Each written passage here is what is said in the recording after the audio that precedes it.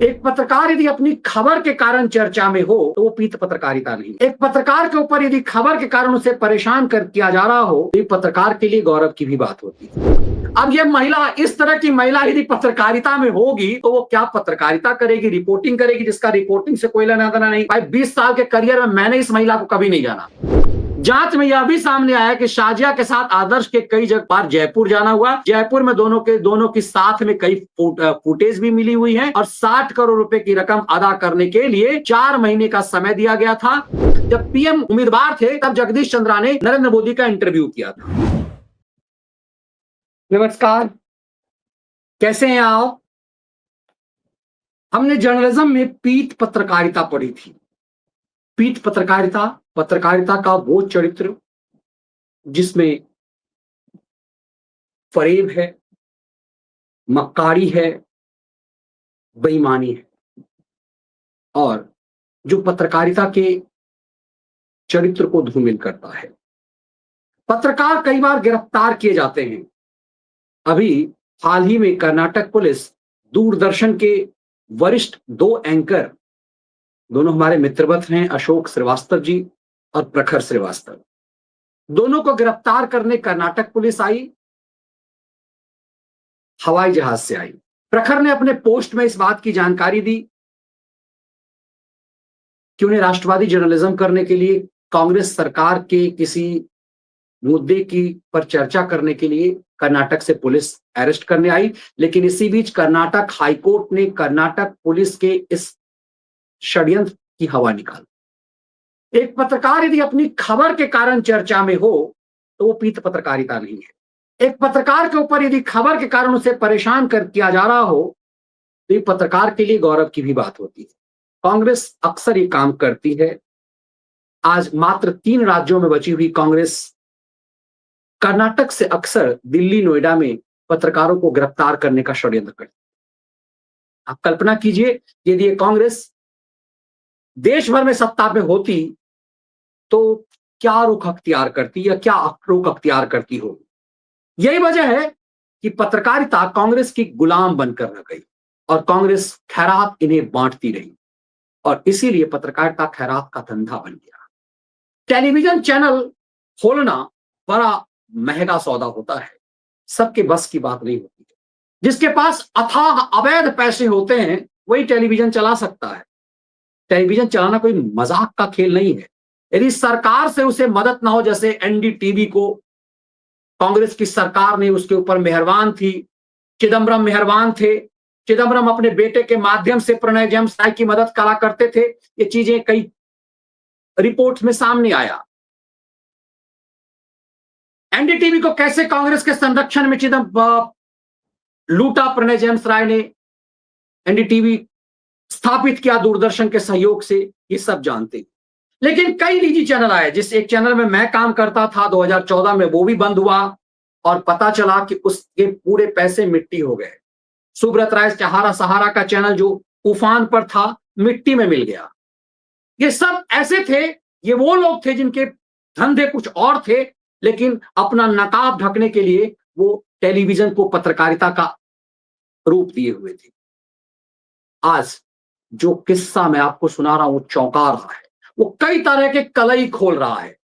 वो किसी रिपोर्ट के कारण कोई पत्रकार चर्चा में नहीं है, ब्लैकमेलिंग के कारण चर्चा में।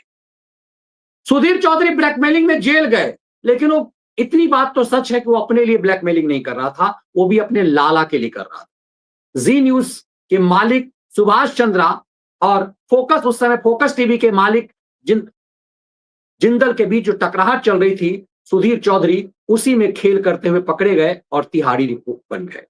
सुधीर उस समय में अपने लाला के लिए रिपोर्टिंग की वसूली कर रहे थे। सोचिए, जी जैसा चैनल, उसका मालिक और फोकस टीवी का मालिक जिंदल जो कांग्रेस का बड़ा नेता था, इन दोनों का हरियाणा में एक वर्चस्व था, ये उसकी लड़ाई थी। लेकिन हम किस्सा अभी उसकी नहीं बात नहीं कर रहे हैं। हम बात कर रहे हैं आपके साथ एक ऐसी महिला पत्रकार की जिसने पूरे पत्रकारिता को सही मायने में मजाक बना दिया। हम बात कर रहे हैं आपके संग उस महिला पत्रकार की जिसने पूरे पत्रकारिता को मजाक बना करके रख दिया। उस पत्रकार पर आरोप है कि उसने 65 करोड़ रुपए अपने मालिक से एक्सटॉर्शन मांगा। टीवी चैनल के मालिक से साजिया निसार ने 65 करोड़ रुपए वसूली किए और वसूली के लिए धमका रही थी और उस दौरान उसने 2 करोड़ 26 लाख वसूल भी ली। शाजिया के पास से 25 लाख का हीरा सोना जड़ित मोबाइल बरामद हुआ है। शाजिया को शौक था और वो 25 लाख रुपए का मोबाइल, हीरा और सोना जड़ित ऐसा मोबाइल इस्तेमाल करती थी। ये साजिया निसार है। इस साजिया निसार को आपने टेलीविजन चैनल पर इस तरह का ड्रामा करते हुए देखा होगा। पत्रकारिता का इस महिला ने यह स्तर उठाया और यही इसकी कीमत थी, यही इसकी पूंजी थी जो रिपब्लिक टीवी पर ये कीव में करती हुई नजर आई थी। जब यूक्रेन और रसिया के बीच युद्ध के कवर करने के लिए अर्नब गोस्वामी ने इसे भेजा था तो वहां इसने ये ड्रामा किया, लाइव इसका ये ड्रामा चला था। ये ड्रामा इसका लाइव चल रहा है। ये पत्रकारिता को इस तरह रौंद रही थी और इसका चरित्र ये पसंद आया तो जगदीश चंद्रा ने इसे अपने चैनल में भारत 24 में सीनियर एंकर बना दिया। इसके इसी गुण को से प्रभावित होकर के जगदीश चंद्रा ने इसे अपने यहां एंकर बना लिया। अब यह महिला, इस तरह की महिला यदि पत्रकारिता में होगी तो वो क्या पत्रकारिता करेगी, रिपोर्टिंग करेगी, जिसका रिपोर्टिंग से कोई लेना देना नहीं। भाई 20 साल के करियर में मैंने इस महिला को कभी नहीं जाना। हाँ, जब मैं रिपब्लिक टीवी पर बतौर एक पैनलिस्ट था तो संभवतः यही महिला, एक बार ये महिला मेरे साथ पैनल में मौजूद थी। मुझे ऐसा लगता है कि शायद यही महिला थी, ध्यान नहीं आ रहा मुझे। अब इस महिला का शौक देखिए, ये टीवी एंकर थी। इसकी तनख्वाह जगदीश चंद्रा इसे साल का 13 लाख रुपए देता था, लगभग 1,05,000 रुपए, लगभग लाख रुपए की इसकी सैलरी थी। लाख रुपए की इसकी सैलरी बतौर एंकर थी और ये 25 लाख रुपए का मोबाइल रख रही थी। नोएडा में इसका आलीशान घर है और सवाल यह है कि एकाएक कितना माल कहां से आया। अब हिंदुस्तान अखबार की रिपोर्ट के मुताबिक हीरा सोना जड़ित मोबाइल फोन का इस्तेमाल करती थी शाजिया निसार। अब शाजिया अर्नब गोस्वामी के चैनल में काम करती थी। पहली बार दुनिया ने इसको देखा कि कोई पत्रकार है कोई। अर्नब ने इसे किस हैसियत से रखा था, हो सकता है कि अर्नब का जो स्टाइल है थोड़ा सा उत्पात मचाने वाला, इस ढंग का कुछ पसंद आया होगा। अर्नब गोस्वामी ने इस महिला को टीवी पत्रकार बनाया। अब चैनल के सीईओ, जरा बहुत गंभीरता से आगे की बात को सुनिएगा, चैनल के सीईओ और मुख्य संपादक से 60 करोड़ रुपए की रंगदारी मांगने के मामले में नए खुलासे हो रहे हैं, जहां से सामने आया कि महिला एंकर शाजिया निसार हीरा सोना जड़ित 25 लाख की कीमत का लिमिटेड एडिशन वाला मोबाइल रखती थी। शौक के लिए विदेश की कई बिल्लियां थी उसके पास, विदेश की कई बिल्लियां थी। एक सामान्य टीवी एंकर जिसकी कुल जमा जो है वो सैलरी 1 लाख रुपए थी। इसका मुझे नहीं लगता पत्रकारिता का करियर जो है 7-8 साल, 10 साल, मैक्सिमम 10 साल से ज्यादा होगा। 1 लाख रुपए सैलरी यदि जगदीश चंद्रा के यहां है और उसने अर्नब गोस्वामी का चैनल छोड़ा तो 50, 60, 70 हजार से ज्यादा मुझे नहीं लग रहा कि अर्नब कैसे सैलरी मिल रही होगी, या पता नहीं खाली थी। यही नहीं, इसी साल 7 फरवरी को उसने 25 लाख रुपए के स्कॉर्पियो गाड़ी खरीदी। इसका भुगतान शाजिया के खाते से किया गया। एकाएक इसके पास माल बहुत आए। शाजिया के बैंक खाते में 30 लाख से अधिक की रकम 24 जुलाई से 30 से जून 2025 तक शाजिया के इसमें मिले। सहयोगी आदर्श झा, ये आदर्श झा पर लोगों को संदेह, ये अमर उजाला में काम करता था आदर्श झा। आदर्श झा के साथ, मैं आदर्श झा को बिल्कुल नहीं जानता, शाजिया को जितना जानता हूं, आदर्श झा को बिल्कुल नहीं जानता, लेकिन ये एबीपी में भी काम करता था। आजकल आदर्श झा अमर उजाला के वीडियो चैनल पे काम करता है, तो समझा जा सकता है आदर्श की सैलरी बहुत ज्यादा नहीं। एक अखबार जो अपना वीडियो एंकर रखता है, अखबार मूल रूप से अखबार है, यूट्यूब पे उसका चैनल है अमर उजाला का, उसमें आदर्श काम करता था। आदर्श की पता नहीं कैसे शाजिया से दोस्ती हुई। आदर्श पहले एबीपी में भी था और इंडिया न्यूज में काम करता था। इंडिया न्यूज में जानने वाले मेरे कई साथी कहते हैं कि आदर्श ऐसा था नहीं जैसा उसके ऊपर आरोप लगता है। भगवान जाने, संगत से गुण आत है, संगत से गुण यात। अब आदर्श के साथ की इसके साथ दोस्ती अपने आप में सवाल उत्पन्न करता है।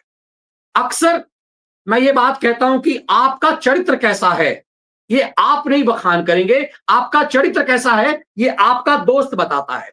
आपके साथ जो रहने वाले लोग हैं, आपकी दोस्ती जैसी है जिन लोगों से है, दरअसल वही आपका चरित्र है, वही आपका कैरेक्टर है।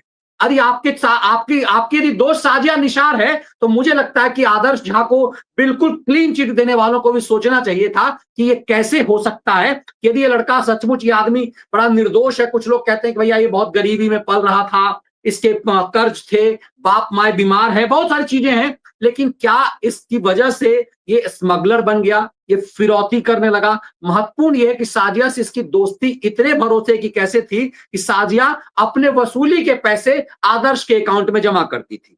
जानकारी के मुताबिक आदर्श झा को जब गिरफ्तार किया गया साजिया निसार के साथ, तो उसके उन लोगों के ऊपर आरोप है कि इसने 2 करोड़ 26 लाख रुपए ऐंठे, शेष रकम ना देने पर झूठे केस में फंसाने की धमकी दी। जांच के दौरान सामने आया कि 24 जुलाई 2024 से मई 2025 तक शाजिया के खाते में 2 करोड़ 26 लाख आए। ये नोएडा पुलिस बता रही है। 25 जुलाई 2024 से को 3 लाख रुपए, 25 जुलाई 2024 को 3 लाख रुपए, 23 अगस्त को 30 और 30 नवंबर को 11 लाख रुपए, फरवरी को 25 लाख रुपए, 10 मार्च को 3 लाख रुपए, 50 लाख रुपए, 15 मई को 2 बार 50 लाख रुपए, कई बार शाजिया के खाते में यह रकम आई है। इस दौरान शाजिया के खाते में 30 लाख से अधिक की रकम आरोपी आदर्श झा को ट्रांसफर किया। आदर्श झा को इसने क्यों ट्रांसफर किया? आदर्श झा को इससे क्या लेना देना था कि आदर्श झा के अकाउंट में पैसा गया? जांच में यह भी सामने आया कि शाजिया के साथ आदर्श के कई बार जयपुर जाना हुआ। जयपुर में दोनों की साथ में कई फुटेज भी मिली हुई है और 60 करोड़ रुपए की रकम अदा करने के लिए 4 महीने का समय दिया गया था। हर महीने 15 करोड़ रुपए की वसूली की जानी। अब महत्वपूर्ण ये है कि ठीक है, इसके पास से भाई 25-26 लाख का मोबाइल मिला। महत्वपूर्ण ये है कि साजिया निसार इतना पैसा जो वसूली कर रही थी, उसके अकाउंट में जो इतने पैसे गिर रहे थे, वो देने वाला कौन था? और ऐसा क्या था कि एक सामान्य पत्रकार अपने मालिक से 60 करोड़ रुपए मांग रही थी?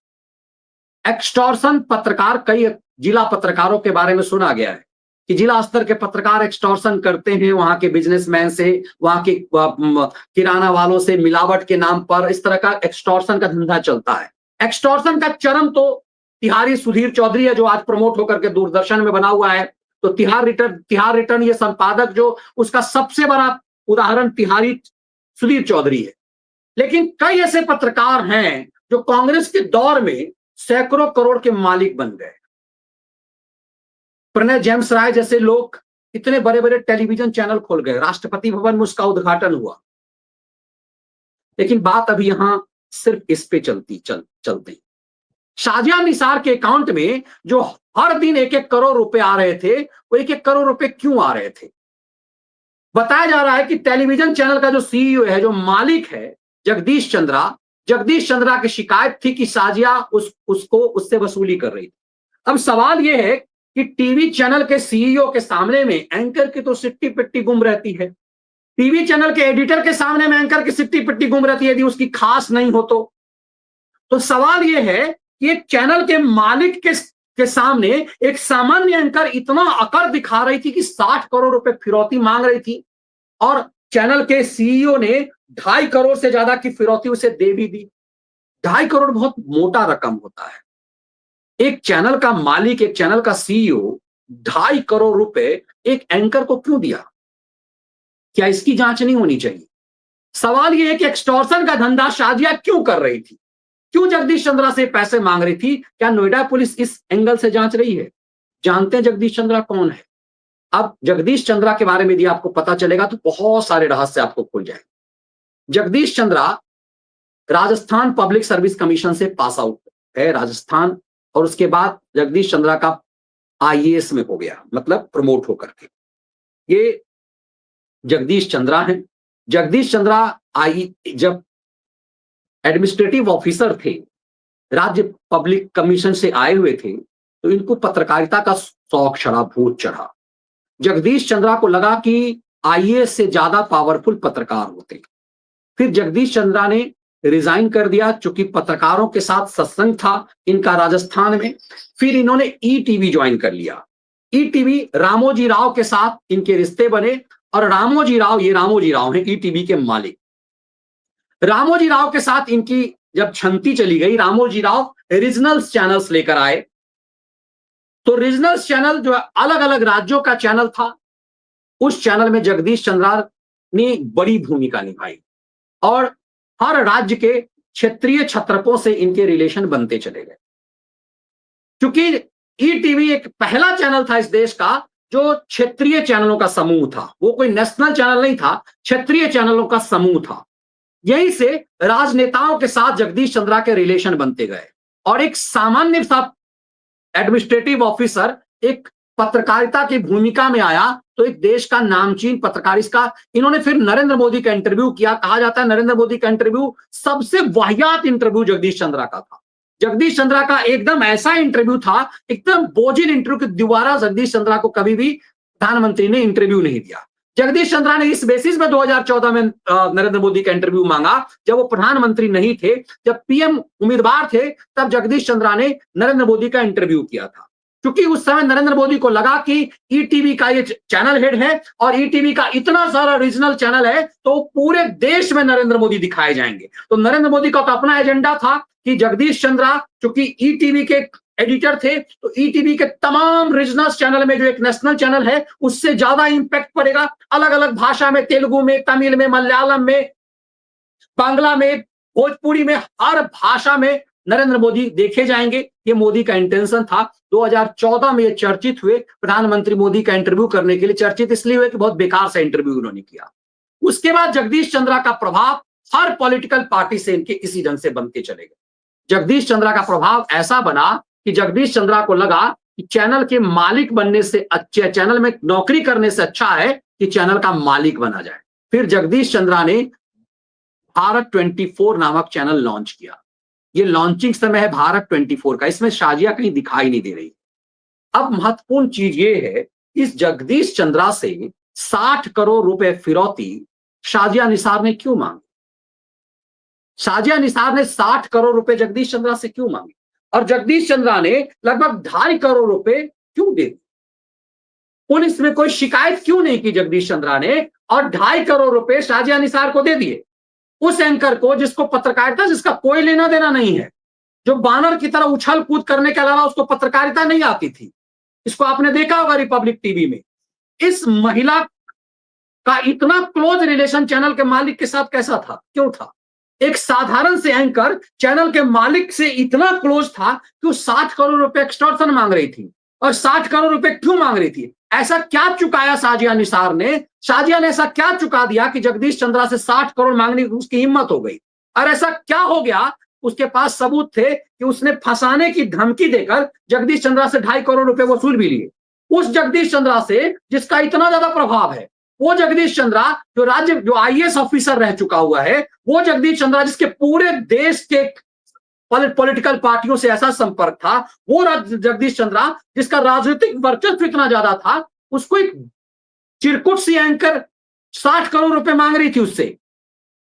और तब लगता कि पत्रकारिता में ऐसे ऐसे मदारी मवाली टीवी पत्रकारिता में क्या से क्या कैसे बन जाता। योग्य व्यक्ति यूं ही धक्के खा रहा होता है और ऐसे ऐसे साजिया हीरो और मोती से जड़े हुए मोबाइल रखती है।